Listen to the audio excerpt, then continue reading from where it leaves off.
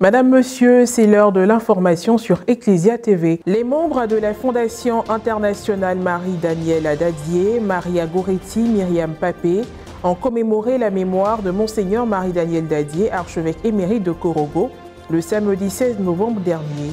Cet hommage s'est fait en la cathédrale Saint-Jean-Marie Vianney au cours d'une messe présidée par son Excellence Monseigneur Alexis Kouabli-Yulo.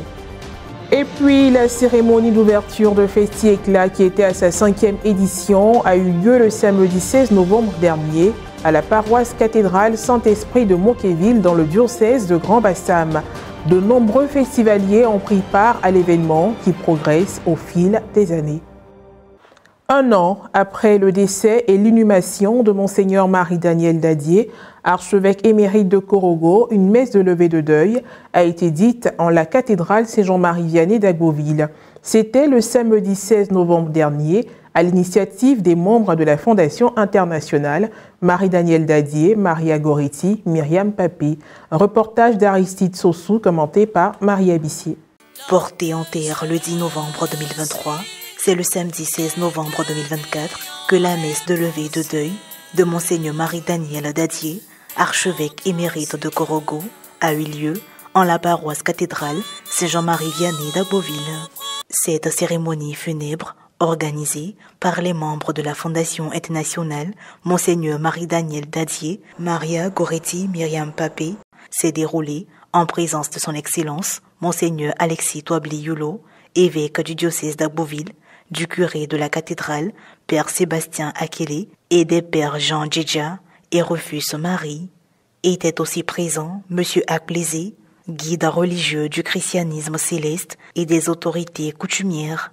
Pendant les rites d'ouverture de cette messe, la présidente du conseil d'administration de la Fondation, Maître Françoise Kodjis Ofoumon, a prononcé un mot de bienvenue. Chers frères et sœurs, en Christ et en humanité, la nouvelle qui nous rassemble ce samedi 16 novembre 2024 en la belle cathédrale Saint-Jean-Marie Vianney d'Agboville est celle de la levée de deuil de notre regretté Excellence Monseigneur Marie-Danielle Dadié, archevêque émérite de Korogo. L'office a ensuite poursuivi son déroulement normal. À cette occasion, l'homélie a été faite par le père Jean Djedja, qui a rendu un vibrant hommage à Monseigneur Marie-Danielle Dadié. Première qualité, c'est l'homme au grand cœur. Ça, nous le savons tous. L'homme au grand cœur. L'homme au grand cœur. Un homme qui est bon, Monseigneur l'a dit. Et c'est vrai. Un homme qui ne peut pas regarder un être humain qui souffre. Voyez-vous? Mais ce cœur qui est bon, ce cœur-là, c'est ce cœur-là que Dieu va regarder. Et c'est à partir de ça que Dieu va nous juger.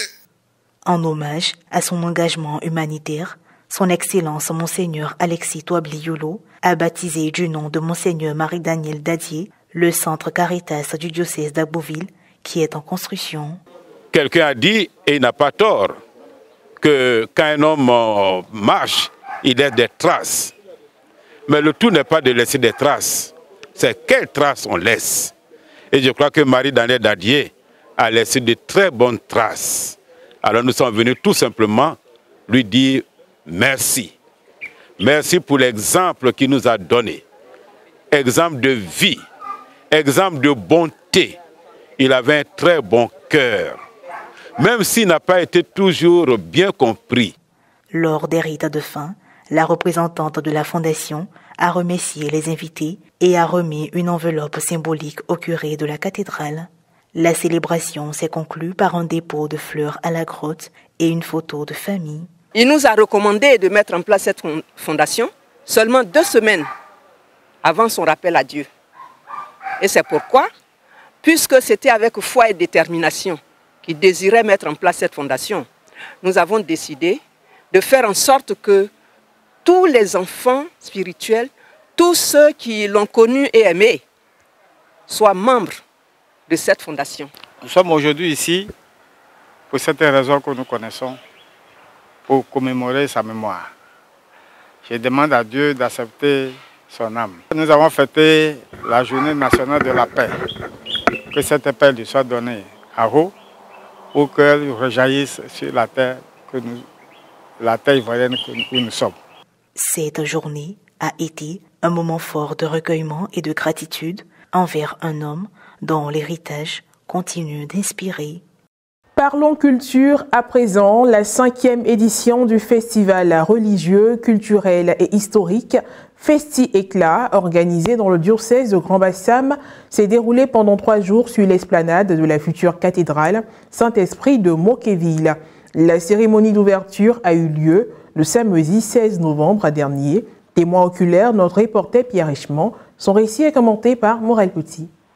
Moi, Père Digbe Blé Constant, membre du commissariat général, déclare solennellement ouverte la 5e édition du Festi Éclat avec pour thème général l'évangélisation du diocèse de Grand-Bassam et avec pour sous-thème 1. L'évangélisation du peuple abouré et pour sous-thème 2. La communauté d'Honorionné au service de l'homme.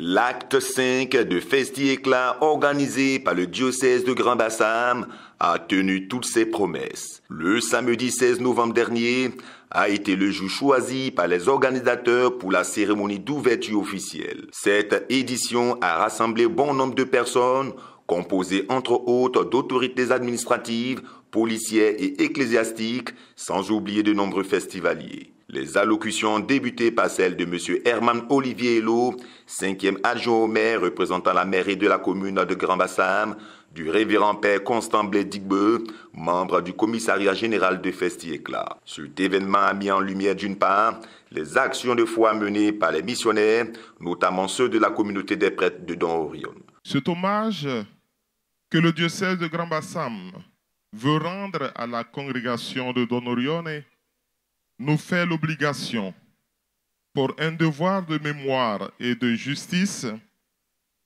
d'associer tous les volontaires laïcs d'ici et d'ailleurs qui, dès nos débuts à Beaunois, ont collaboré et coopéré avec nous pour l'œuvre d'évangélisation et de bien au plan social que nos prédécesseurs et pionniers ont pu faire.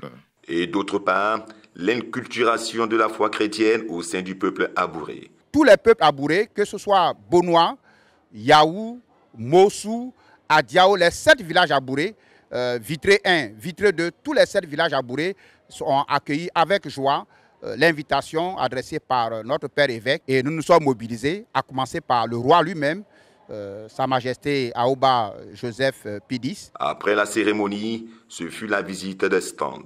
Nous sommes devant le stand de l'Union des religieux et religieuses du diocèse de Grand-Bassam. Nous avons voulu nous aussi faire partie de cette grande fête de Festi Éclat en proposant à nos frères et sœurs chrétiens ce que nous faisons au quotidien.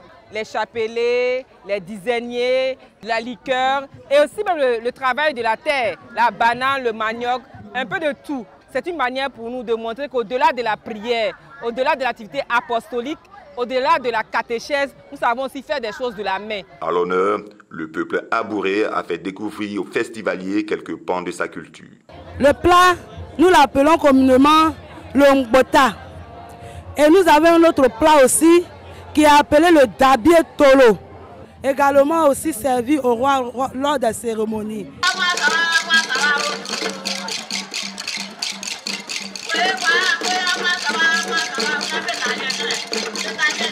La première danse que nous venons d'exécuter s'appelle Mounien. Alors Mounien, c'est composé de deux mots. Mo, donc la grand-mère, et Nien, la sœur de la grand-mère. Donc c'est la danse de la sœur. Et c'est une danse des femmes. Elle a été exécutée à Ibra. Elle a été créée depuis 1961. Et c'est une danse de réjouissance des femmes.